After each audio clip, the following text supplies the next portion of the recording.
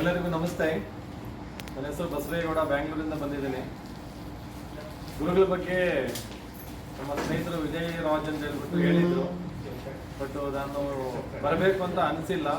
ನಾನು ಸುಮಾರು ಗುರುಗಳ ಜೊತೆ ಸುತ್ತಿ ಸಾಕಾಗಿತ್ತು ಜೀವನ. ಅದರಿಂದ ಅಯ್ಯೋ ನಾನು ಬರಲ್ಲ ಅಂತಂದ್ರೆ ಒಂದ್ಸಾರಿ ಬಂದು ನೋಡಿ ಅಂತಂದ್ರು. ಆದರೆ ಇಲ್ಲಿ ಬಂದಾದ್ಮೇಲೆ ಗೊತ್ತಾಯ್ತು ಬ್ರಹ್ಮಾಂಡ ಅಂತ ವಿದ್ಯೆ ಇದೆ, ಇಲ್ಲಿ ಕಲಿಬೇಕಾದ್ದು ತುಂಬ ಇದೆ. ನಿನ್ನೆಯಿಂದ ಕಲರ್ ಥೆರಪಿ ಒಂದು, ಇವತ್ತು ಸೀಡ್ಸ್ ಥೆರಪಿದು ಆ ಒಂದು ವಿದ್ಯೆ ಬಗ್ಗೆ ಹೇಳ್ಕೊಟ್ರು. ಆದರೆ ಮಿರಾಕಲ್ ಇದು. ಖಂಡಿತವಾಗ್ಲೂ ಇದರಿಂದ ಸುಮಾರು ಜನಕ್ಕೆ ಒಳ್ಳೇದಾಗುತ್ತೆ. ಒಳ್ಳೇದಾಗುತ್ತೆ ಅಂತ ಹೇಳೋದಕ್ಕಿಂತನೂ ಮುಖ್ಯವಾಗಿ ಇಲ್ಲಿ ಟ್ರಯಲ್ ತೋರಿಸಿದ್ರು. ನಮ್ಮ ಕಣ್ಣು ಮುಂದ್ಗಡೆನಾಗಲಿ ಕಲರ್ ಥೆರಪಿದಾಗ್ಬೋದು, ಇಲ್ಲಿ ಒಂದು ಸೀಡ್ ಥೆರಪಿ ಟ್ರೀಟ್ಮೆಂಟ್ ಮಾಡಿದಾಗ ನಮ್ಮ ಕಣ್ಣು ಮುಂದ್ಗಡೆನೇ ಇಲ್ಲಿ ಉತ್ತರ ಸಿಕ್ತು. ಅದು ನಮಗೆ ದೊಡ್ಡ ವಿಚಾರ. ಅದರಿಂದ ದಯವಿಟ್ಟು ಇನ್ನೊಂದು ಕೇಳ್ಕೊತೀನಿ, ದಯವಿಟ್ಟು ಎಲ್ಲರೂ ಬಂದು ಈ ಒಂದು ವಿದ್ಯೆನ ಕಲ್ಕೊಳ್ಳಿ, ಮನೆಗೊಬ್ಬ ಡಾಕ್ಟರ್ ಆಗಿ ಅಂತ ಕೇಳ್ಕೊತೀನಿ. ತುಂಬಾ ಒಳ್ಳೆ ಮಾತಾಡೋದು. ಎಷ್ಟು ಪರ್ಸೆಂಟೇಜ್ ಇದೆ? 30% ಇದೆ. ಮುಂದ್ಗಡೆ ಮಾಡ್ಬೋದಾ? ಮಾಡ್ಬೋದು.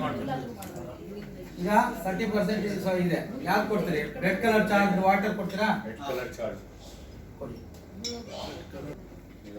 ಸಿಪ್ ಬೈ ಸಿಪ್ ಕುಡಿಬೇಕು. ಇದು ಒಂದ್ ದಿವಸ ಚಾರ್ಜ್ ಮಾಡಿರೋದು, ಅದಕ್ಕೆ 30 ml ಕೊಡ್ತೀರಾ?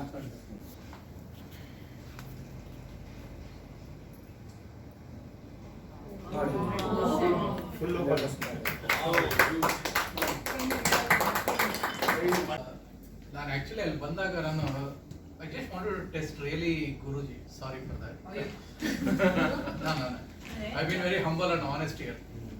Guruji test ಗೆ ಹೆಚ್ಚಾಗಿ I wanted to test that particular issue. I have a serious back problem. ನೀರು ಕುಡಿಬೇಕಾದ್ರೆ ಒಂದು ಸ್ವಲ್ಪ ಡಿಫ್ರೆಂಟ್ ಆಗಿ ಫೀಲ್ ಅನ್ಸೋದಕ್ಕೆ ಹೆಚ್ಚಾಗಿ I wanted to have it check ಮಾಡೋಣ ಅನ್ನೋ ರೀತಿಯಲ್ಲೇ ಇತ್ತು ಮನಸ್ಸು. ಕುಡಿದಾದ್ಮೇಲೆ ಒಂದು 2 ನಿಮಿಷ ಅದನ್ನು ನಿಂತ್ಕೊಳ್ಳಿ ಅಂತ ಹೇಳಿದ್ರಿ ನೀವು. ಆ ಮೂಮೆಂಟ್ ಆದ್ಮೇಲೆ ಸ್ವಲ್ಪ I started having a different feeling. Okay. Honestly speaking, I don't have a back pain right now. ಸುಳ್ಳಲ್ಲ, ಉತ್ಪ್ರೇಕ್ಷೆ ಅಲ್ಲ. And I almost think rational ಆಗಿ ಯೋಚನೆ ಮಾಡುವಂತ ಟ್ರೈ ಮಾಡೋ ಮನುಷ್ಯನ ಸೂಡೋ ರ್ಯಾಷನಲಿಸ್ಟ್ ಪ್ರಾಬ್ಲಮ್. ಅದಕ್ಕೆ ಭಾಸ್ಕರ್ ಫಸ್ಟ್ ಹೇಳಿದ್ದು ಗುರುಗಳದ್ದು ಅದೇ ಕ್ಯಾರೆಕ್ಟರ್ ಇರೋದು ಅಂತ. ನಾನು ಇಷ್ಟ ತನಕ ಯಾರನ್ನೂ ನಂಬಲ್ಲ, ಯಾರನ್ನೂ ಅಷ್ಟು ಈಸಿಯಾಗಿ ನಂಬೋದೇ ಇಲ್ಲ. ನಾನೇ ಆಕ್ಚುಲಿ ಇದನ್ನೆಲ್ಲ ನಂಬೋದೇ ಇದ್ದ ವ್ಯಕ್ತಿ, ನಾನೇ ಚೇಂಜ್ ಆಗಿದ್ದೀನಿ ಅಂದಮೇಲೆ ನಾನು ಹೇಳಿದ್ಮೇಲೆ ಅದು ಖಂಡಿತ ವರ್ಕ್ ಆಗುತ್ತೆ. ಯಾಕೆಂದ್ರೆ ನಾನು ಅಷ್ಟು ಟೆಸ್ಟ್ ಮಾಡಿದ್ರೆ ನಂಬಲ್ಲ. ಈಗಲೂ ಕೆಲವೊಂದು ನಂಬೋದೇ ಇಲ್ಲ ನಾನು. ನನ್ಗೆ ಎಷ್ಟೋ ಸಲ ಏನಾಗಿದೆ, ನಿಜವಾಗ್ಲೂ ವರ್ಕ್ ಆಗ್ತಿದೆ ಎಲ್ಲ ಹೇಳಿದ್ಮೇಲೆ ನಾನು ನಂಬಿದ್ದೀನಿ.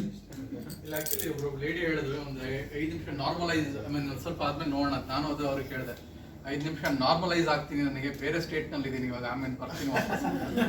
ಸೊ ಇವಾಗ ನಾರ್ಮಲ್ ಆಗಿದೆ, ಏನಾಗಿದ್ದೀನಿ ಅಂದ್ರೆ ನ್ಯಾಚುರಲ್ ಆಗಿ ಯೋಚನೆ ಮಾಡ್ತಾ ಇದ್ದೀನಿ. I not use the word. Thank you ಗುರುಜಿ.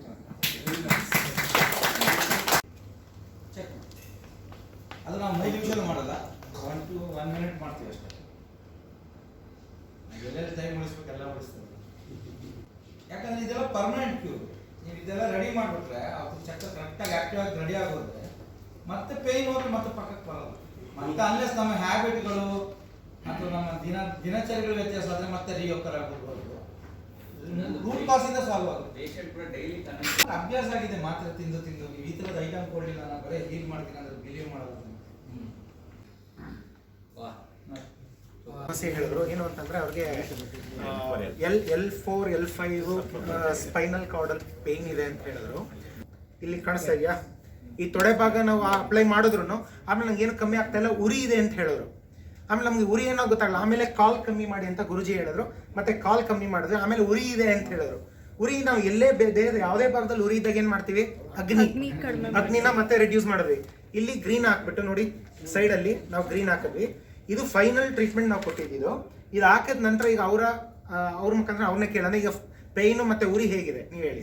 ಉರಿ ಕಡಿಮೆ ಆಗ್ತಾ ಇದೆ, ತೊಡೆ ಭಾಗದಲ್ಲಿ ಉರಿ ಇತ್ತು, ಬಟ್ ಇದು ಅಪ್ಲೈ ಮಾಡೋದಕ್ಕಿಂತ ಮುಂಚೆ ನಿಮ್ಗೆ ಉರಿ ಇತ್ತು ಅಂತ ನೀವು ಹೇಳಿದ್ರಿ, ಕರೆಕ್ಟ್ ಅಲ್ವಾ? ಈಗ ಹೇಗಿದೆ? ಸ್ವಲ್ಪ ಕಡಿಮೆ, ಉರಿ ಕಡಿಮೆ ಆಗ್ತಾ ಇಲ್ಲ. ಕನ್ಫರ್ಮ್.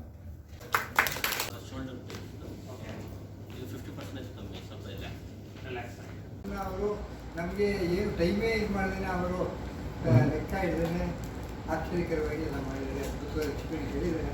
ನಾವು ಪ್ರಯೋಗ ಮಾಡಿ ಫೀಡ್ಬ್ಯಾಕ್ ಕೊಟ್ಟು ಅವರಿಂದ ಫರ್ದರ್ ಇನ್ನೂ ಇಲ್ಲ ಅಡ್ವಾಂಟೇಜ್ ತಗೋಬೇಕು. They are very grateful to you. Thank you very much.